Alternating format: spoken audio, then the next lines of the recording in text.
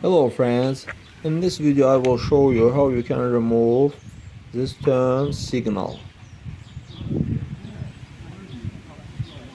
Friends, but before starting the video, subscribe to our channel, put like, and don't forget to put a bell so as not miss new video on the channel. After that, you can change burned lamp.